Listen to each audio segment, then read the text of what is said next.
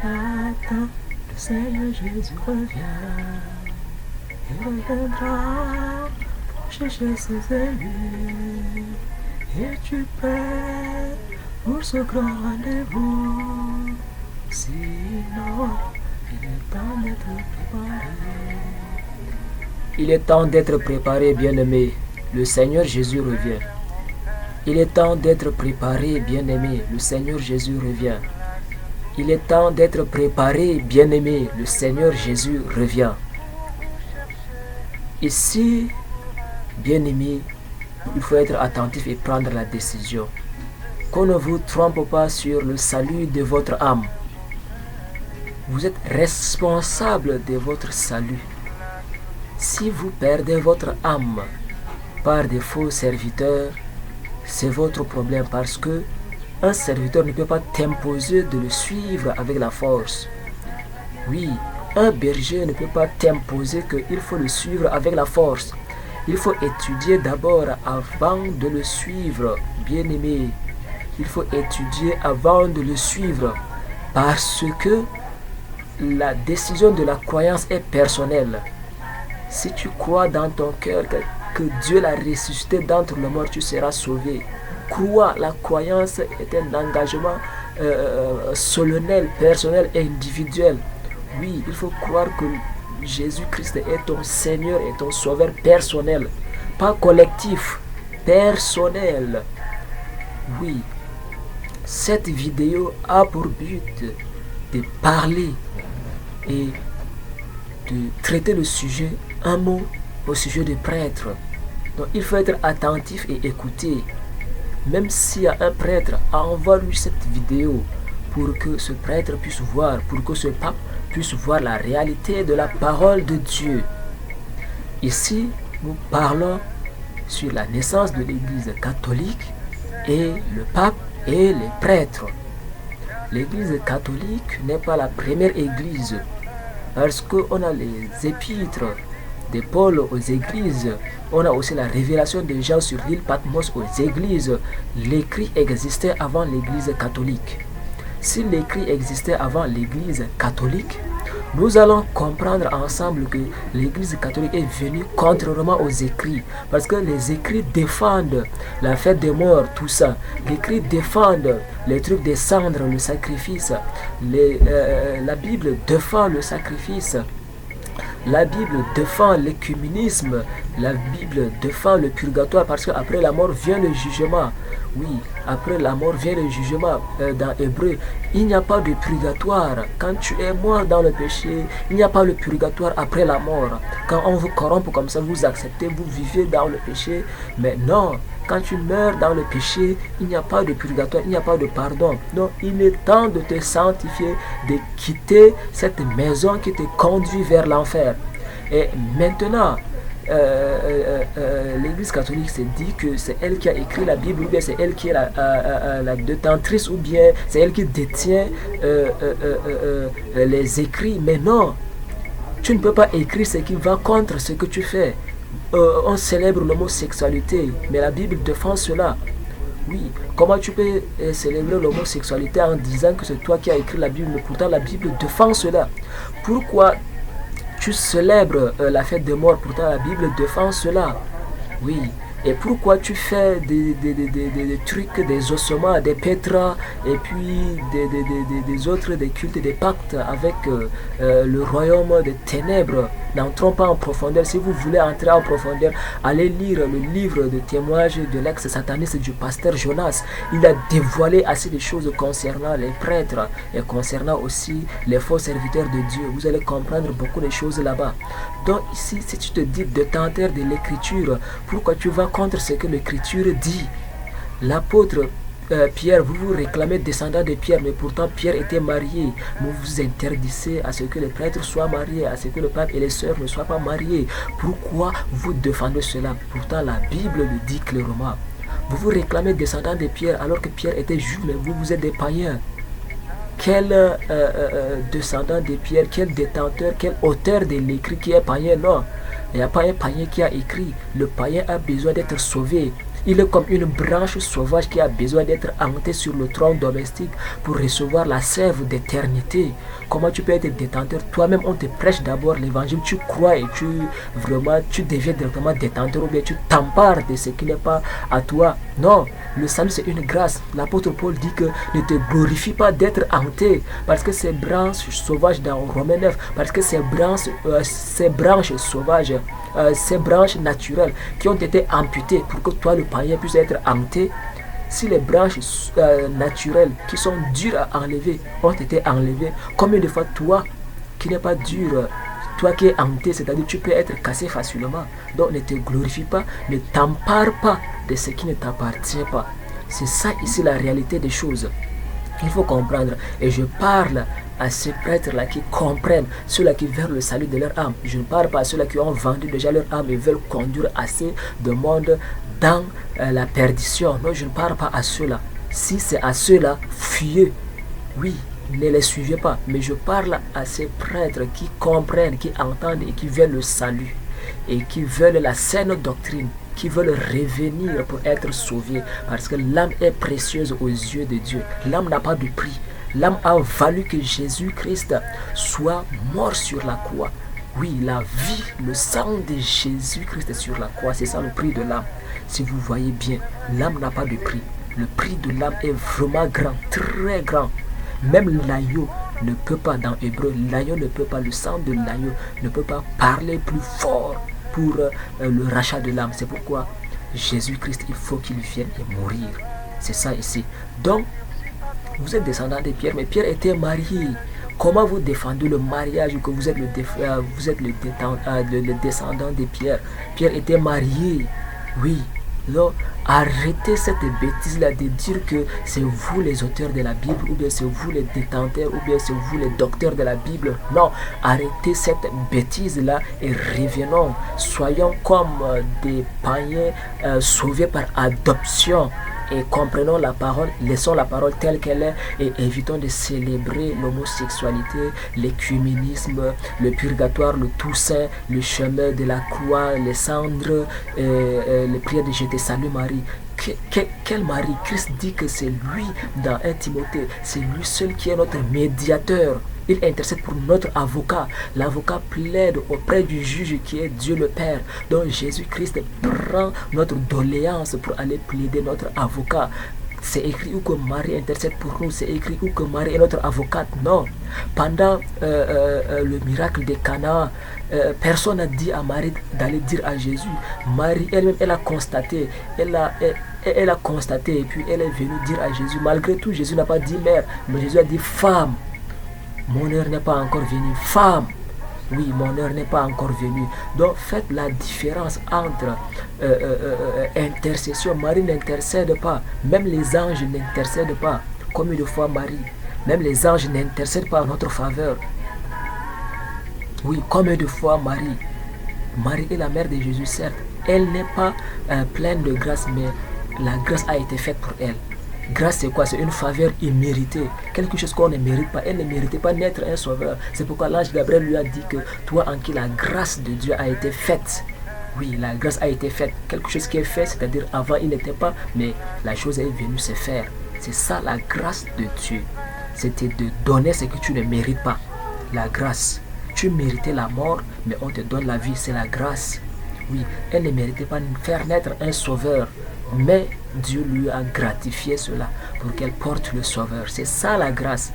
Oui, c'est ça la grâce. Donc il ne faut pas la vénérer, il ne faut pas la demander d'intercéder pour nous parce qu'elle-même, elle se repose. Elle-même, elle a besoin de croire avant d'être sauvée. Elle a attendu la descente de l'Esprit Saint. Pourquoi? Si elle est remplie de grâce, pour qu'elle attende la descente de l'Esprit Saint pendant la Pentecôte dans la chambre haute. Elle a attendu cela parce qu'elle-même, elle marche vers son salut. C'est ça et c'est la vérité, bien-aimé. Il faut comprendre la parole de Dieu dans sa profondeur.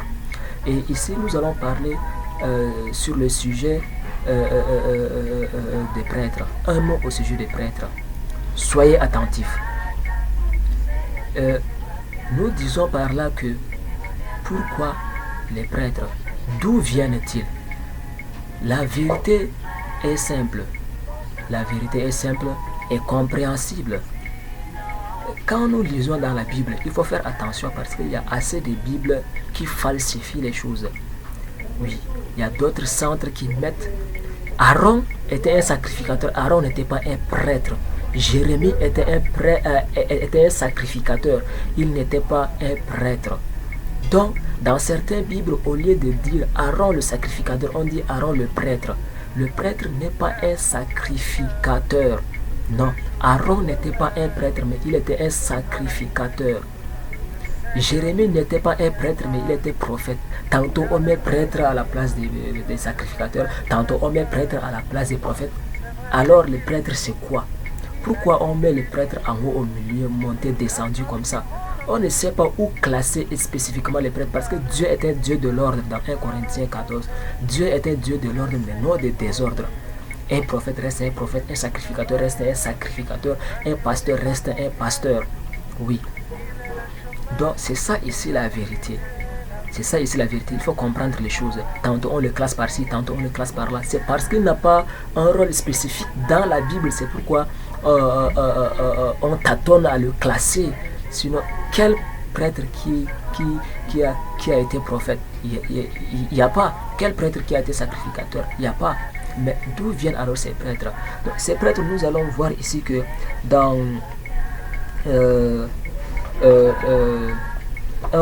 dans 2 Rois chapitre 10, le verset 19. Dans 2 Rois chapitre 10, le verset 19. Et la Bible,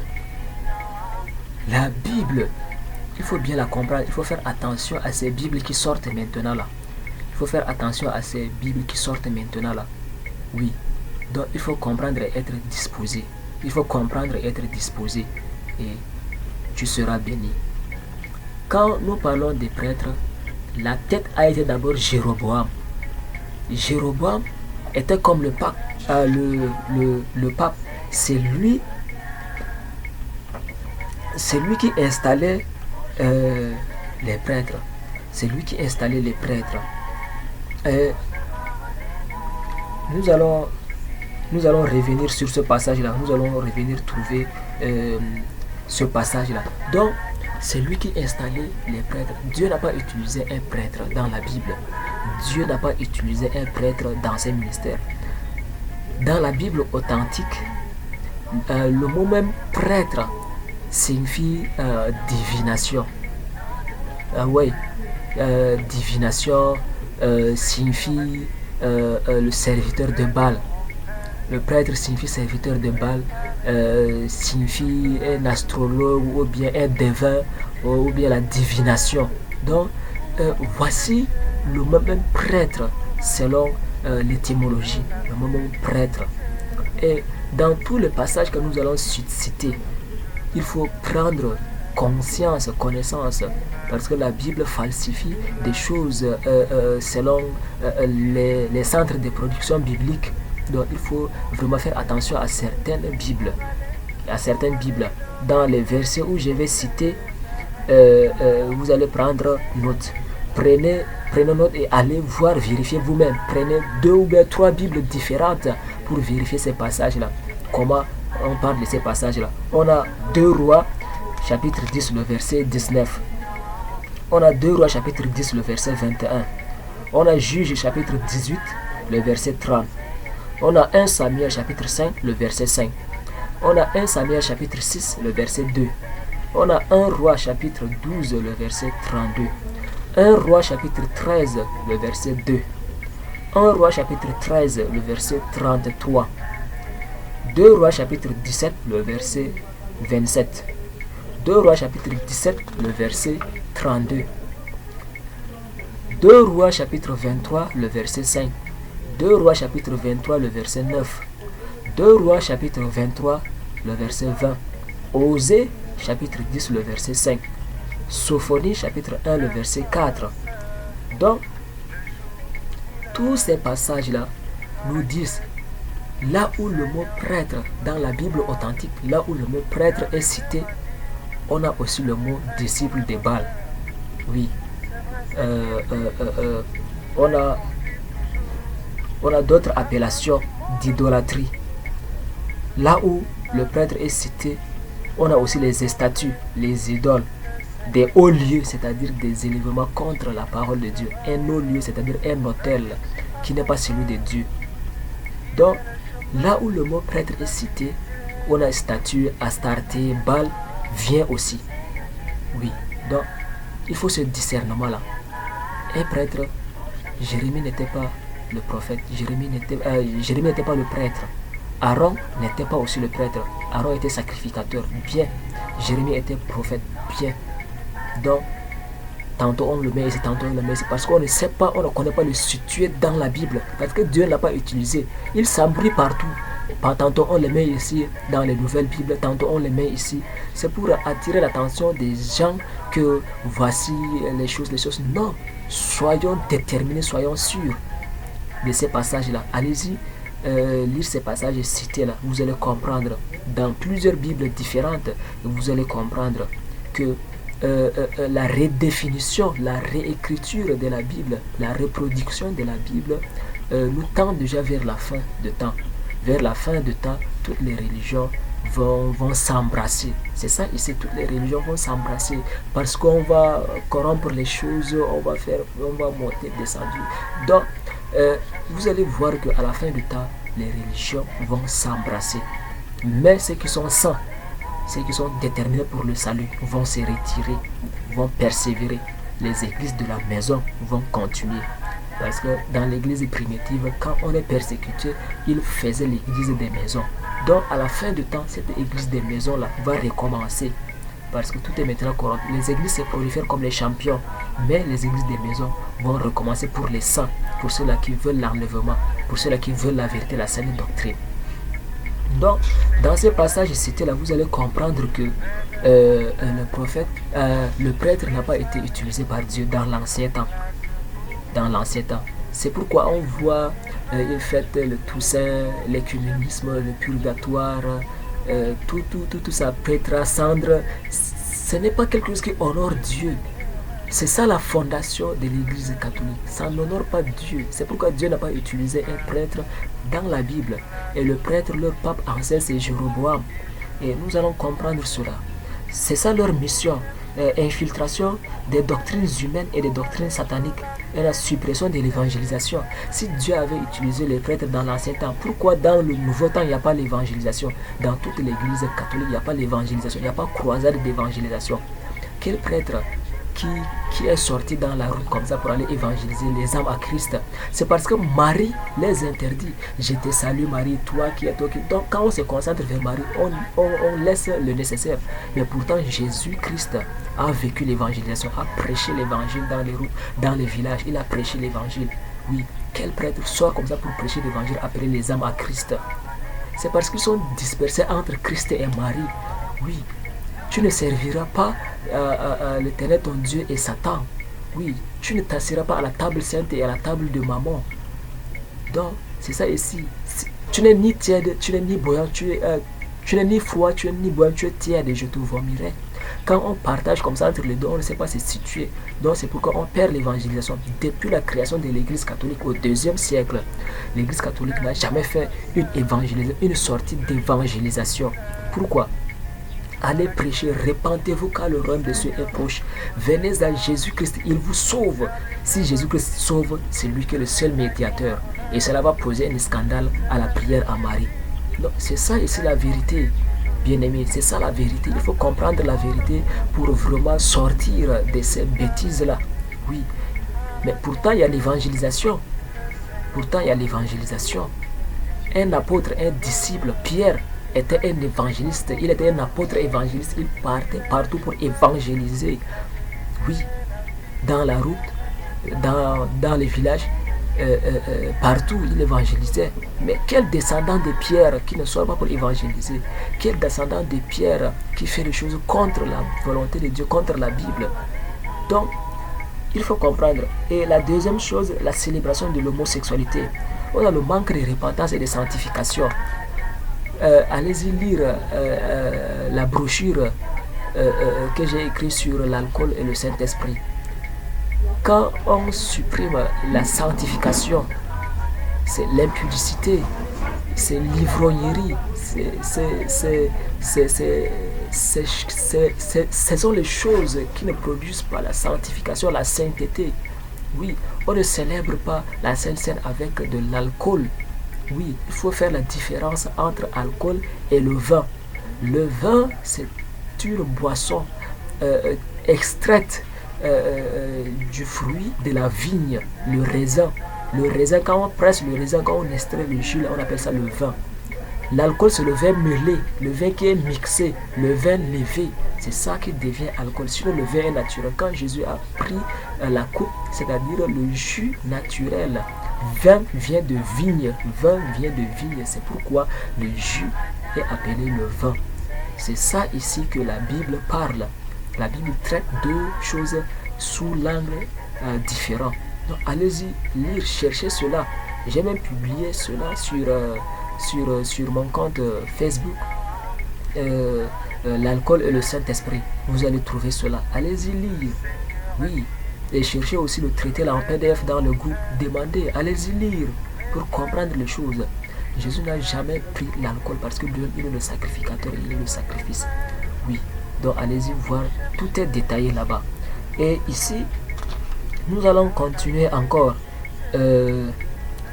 Ici, la fête de jour de l'an, l'épiphanie, Candeleur, on a le mercredi des cendres, dimanche de Rameau, jeudi saint, vendredi saint, on a ici l'Ascension,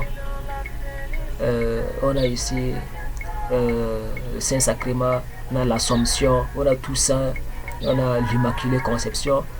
Tout cela, bien aimé, c'est contre la volonté de Dieu. Quand on fouille, quand on vérifie à la base, cela ne glorifie pas Dieu. Tout ça, comment cela glorifie Dieu? Excusez-moi, la fête des morts, comment cela glorifie Dieu? Cela ne glorifie pas Dieu. Oui, l'Assomption, où il est écrit que Marie est montée au ciel, bien qu'elle soit mère de Jésus-Christ. Oui, donc mettons les choses dans leur contexte. Ce n'est pas parce qu'il n'y a pas un passage qui dit qu'elle n'est pas montée au ciel qu'on va dire qu'elle est montée au ciel. Non, il faut aussi montrer où elle est montée au ciel. Elle est assise où alors? Parce que Jésus-Christ est assis à la droite de Dieu le Père et il intercède pour nous. C'est ce que la Bible dit. Il est notre avocat, il intercède pour nous. C'est à lui que nous devons nous tourner. Et nous allons évangéliser en son nom. Et comment, si tu dis que Marie intercède, et si tu dis que Marie prend la place de Jésus, c'est-à-dire tu peux aller évangéliser au nom de Marie, venez à Marie. Mais non, c'est absurde. Croyez en Jésus-Christ et vous serez sauvés. C'est ça ici la vérité des choses. Soyez disposés et écoutez la vérité. Quand on vous parle la vérité comme ça, d'autres seigneurs se fâchent comme si l'église catholique c'est pour leur père. Non, quand on te dit la vérité, il faut douter. Même si c'est mon père qui a fondé l'église catholique, je peux d'abord douter, je peux d'abord analyser. Est-ce que cela est vrai? Si cela n'est pas une saine doctrine, je quitte. Oui, je ne demeure pas là. Parce que lui-même, il est la chair. Oui, si l'Esprit Saint ne l'habite pas, il est la chair aussi. Il peut aussi corrompre les Écritures. Si vous dites à mon frère, à mon grand frère que lui, il n'est pas un pasteur ou bien il n'est pas un bon homme de Dieu, moi je ne le défends pas. Je ne le défends pas parce qu'il est le serviteur du Saint-Esprit. Le serviteur de Dieu, c'est Dieu qui lui défend. Moi, j'analyse d'abord ses paroles, ce qu'il fait et ce que les gens l'accusent. J'analyse d'abord pour voir est-ce que c'est vrai. Et si c'est réellement vrai, je quitte. Oui, parce que le Saint-Esprit peut t'utiliser afin que tu me dises ce que je ne vois pas, afin que je puisse quitter. Non, je ne peux pas demeurer dans des bêtises. Même si moi, étant apôtre, vous trouvez quelque chose qui ne glorifie pas Dieu en moi, ce que je fais, qui n'est pas de la saine doctrine, quittez. Oui, quittez. Ne soyez pas entraînés par mes messages, par mes séductions pour aller en enfer. Quittez. Cherchez la vérité. Lisez, sondez et quittez. Oui. Qu'on ne vous convainc pas, qu'on ne vous trompe pas, qu'on ne vous séduise pas par des vains raisonnements ou bien par des vaines paroles. Quittez le plus tôt possible. Oui, et laissez-moi. Oui, quittez. Moi, je ne peux pas aussi vous imposer de me suivre. Oui, sauf les charnels peuvent rester si peut-être je vous séduis avec de l'argent ou bien avec des paroles flatteuses, vous pouvez rester. Parce que ceux-là qui n'ont pas la conscience du salut peuvent être séduits par tout enseignement. C'est ça ici la réalité des choses. Et Nous allons continuer en disant que euh, euh, dans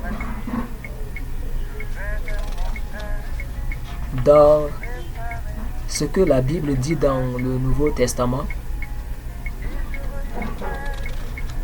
la Bible reconnaît le mot évêque. Dans 1 Timothée chapitre 3, le verset 1, la Bible ne reconnaît pas pape, la Bible ne reconnaît pas prêtre, mais la Bible reconnaît évêque. Oui, si tu aspires au ministère de l'évêque, oui, il faut que tu sois donc vous allez trouver dans 1 Timothée chapitre 3. Donc la Bible reconnaît cela. C'est ça ce que la Bible reconnaît. Même si vous demandez à un prêtre ce qu'ils font en secret, il va te dire tout. Oui, ils sont conscients de ce qu'ils font. Ils sont conscients de cette bêtise-là. Ils sont conscients. Mais ils tournent cela. Ils vous montrent ce qui est blanc alors que les ténèbres sont de leur côté. Ils vous montrent cela pour vous corrompre. Et quand vous entrez déjà, pour sortir, c'est impossible. Mais il faut prendre la décision, forte décision pour sortir. Parce que le salut n'est pas un jeu.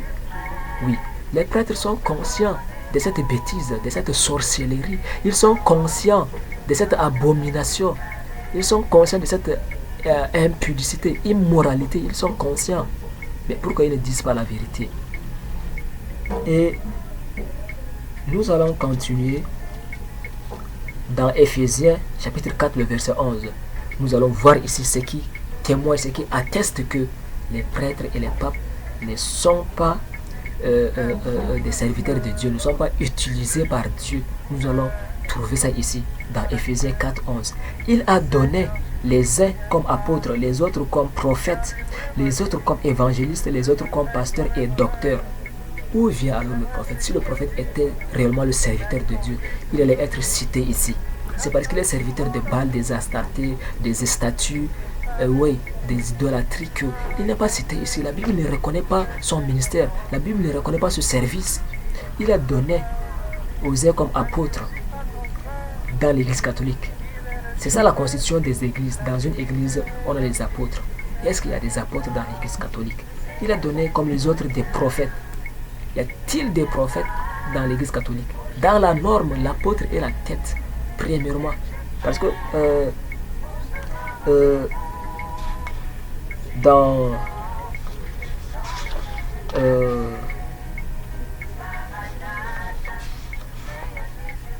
je vais trouver le passage. Je vais trouver le passage qui parle que dans une église, Dieu a établi premièrement des apôtres. On a 1 Corinthiens 12, 28. Nous allons lire dans 1 Corinthiens chapitre 12, le verset 28. 1 Corinthiens, 2 Corinthiens, 1 Corinthiens, chapitre 12, le verset 28. Et Dieu a établi dans l'église premièrement des apôtres, secondairement des prophètes, troisièmement des docteurs, ensuite ceux qui ont le don des miracles, puis ceux qui ont le don de guérir, de secourir, de gouverner, de parler diverses langues. C'est ça ici, Dieu a établi premièrement dans l'église les apôtres. L'apôtre est la tête de l'église. Maintenant, dans l'église catholique, on parle des papes, on ne parle pas de l'apôtre. Donc, c'est-à-dire c'est contre la saine doctrine. Contre la saine doctrine. Secondairement, les prophètes. Les prophètes, secondairement. Est-ce qu'on applique la Bible? Vous vous dites que c'est vous les détenteurs de la Bible. Pourquoi vous écrivez la chose où vous-même, là, vous n'obéissez pas à ça? Vous-même, là, votre constitution hiérarchique n'obéit pas à cela. Il faut connaître la vérité.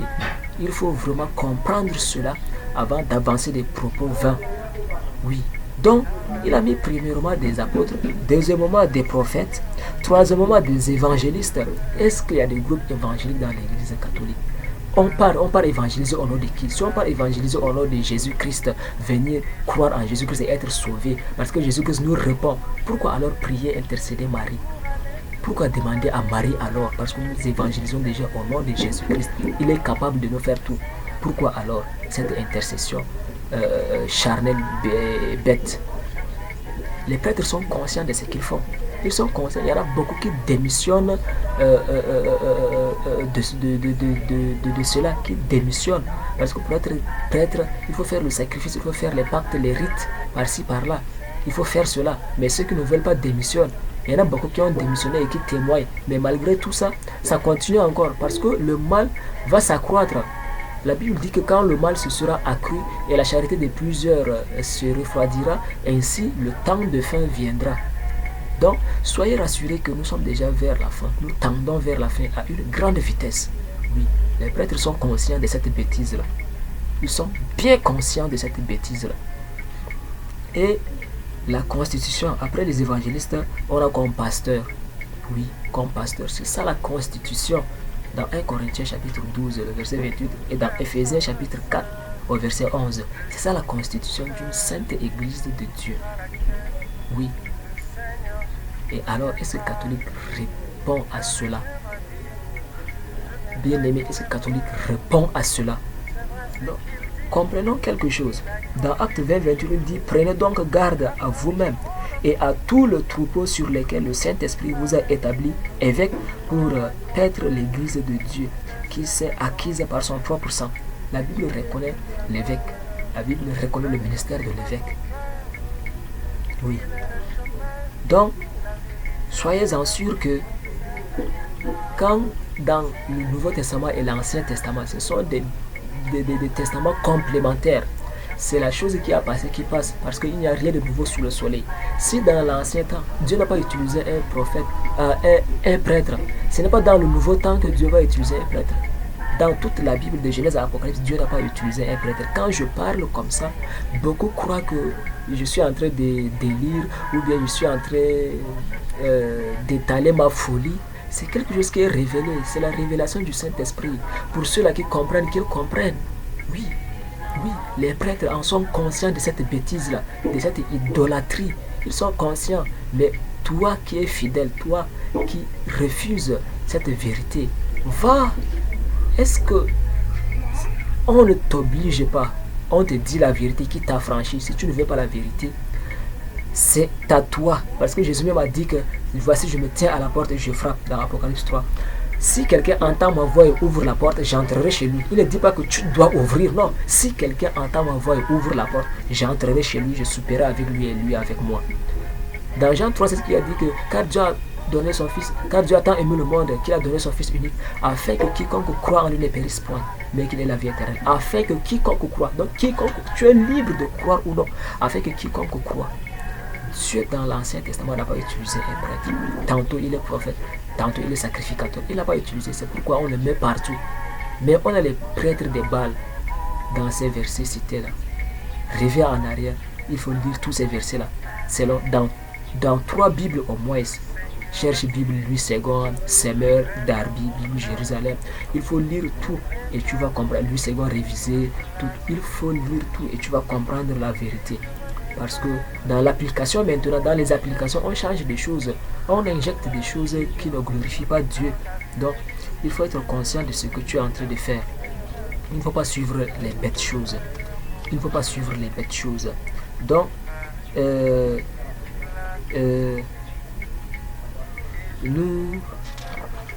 nous allons ici laisser la parole à qui veut prendre la résolution de suivre la vérité. À qui veut prendre la résolution de suivre la vérité. Parce que l'église du Seigneur est constituée d'abord premièrement par un apôtre. Parce que Dieu a laissé les apôtres, il n'a pas laissé les prêtres et les papes. Dieu a laissé un apôtre. Si tu es descendant de Pierre, il faut obéir à cela. Donc il faut suivre encore la vidéo pour noter les choses. Notez les choses vraiment. Notez les choses et que le Saint-Esprit vous révèle encore plus. Le Saint-Esprit est d'actualité. Dans l'église catholique, tout comme l'église fraternelle luthérienne, on ne parle pas du Saint-Esprit. Mais le Saint-Esprit est une personne. Parce que la Bible dit que le Saint-Esprit intercède aussi pour nous par un soupir inexprimable. Quelque chose, la Bible dit n'attristez pas le Saint-Esprit. On n'attriste pas un pouvoir. On n'attriste pas une puissance. Mais on attriste quelque chose qui a l'âme. Quelque chose qui vit. On attriste une personne. Oui, n'attristez pas le Saint-Esprit. Le Saint-Esprit intercède pour nous avec un soupir inexprimable. Donc, le Saint-Esprit est une personne. Et le Saint-Esprit communie avec nous. Parce que Jésus a dit que je m'en vais vers mon Père. Et je ne vous laisse pas orphelin, je vous enverrai le Saint-Esprit. Le Saint-Esprit, il est révélateur, il est consolateur. Comment un pouvoir peut consoler? Il y a des présidents qui ont le pouvoir, mais est-ce qu'ils sont consolés? Ils pleurent toute la nuit. Ils sont dans la secte et ils sont dépassés. Ils pleurent, mais ils ont le pouvoir. Est-ce que le pouvoir le console? Mais le Saint-Esprit console. C'est-à-dire le Saint-Esprit n'est pas un pouvoir, mais le Saint-Esprit c'est une puissance dans la personne. Dans la personne. Le Saint-Esprit est une personne.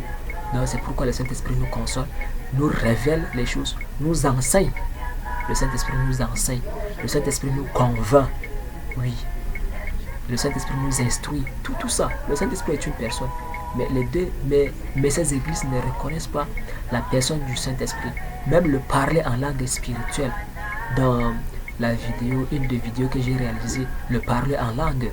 Donc, tout cela, on ignore tant cela. On a deux parler en langue des hommes et parler en langue spirituelle.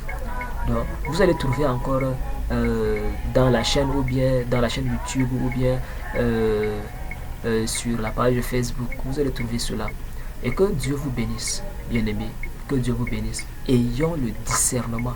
Sondons les choses. Voyons. Parce que Jésus m'a dit qu'après lui viendront les faux prophètes. Mais vous les reconnaîtrez à travers leurs œuvres. C'est-à-dire ce qu'ils font.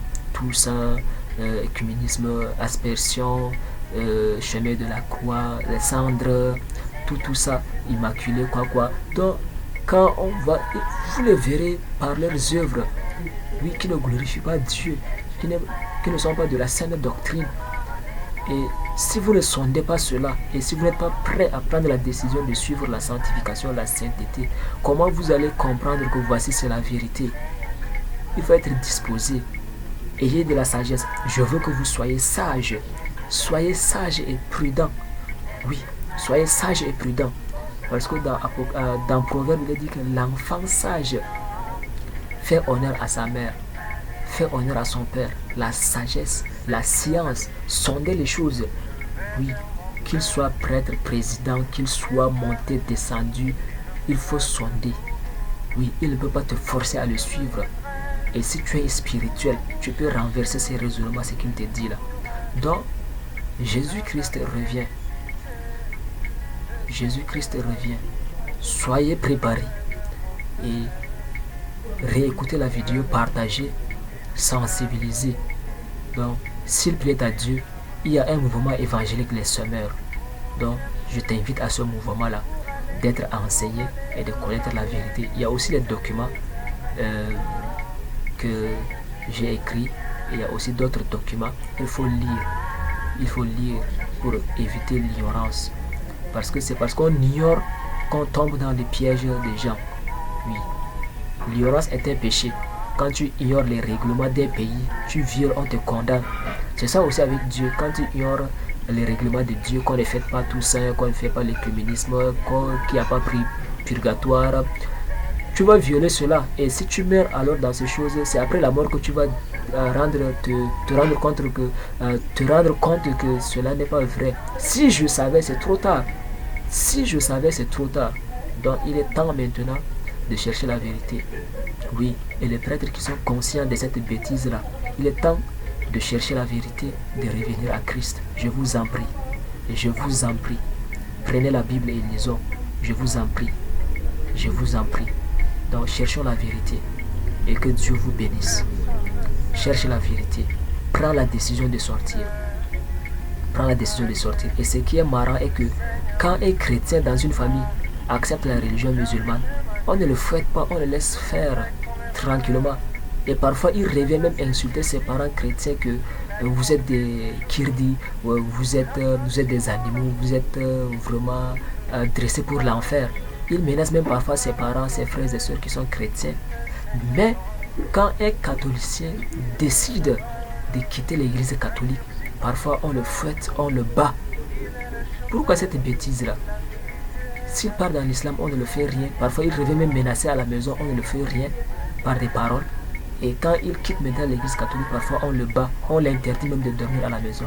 On le chasse même de la maison parce qu'il est allé dans une église évangélique ou bien dans une église de la saine doctrine. C'est vraiment absurde. C'est vraiment mauvais. C'est vraiment mauvais. Donc changeons, bien-aimés, changeons. Aimons la vérité, cherchons la vérité. Et soyez bénis au nom de Jésus-Christ. Et pour la grâce, pour la gloire de Dieu, priez aussi pour le mouvement évangélique Les Semeurs. Priez pour moi et priez pour l'église missionnaire évangélique. Oui, et que Dieu vous bénisse au nom de Jésus-Christ. Shalom, shalom, shalom.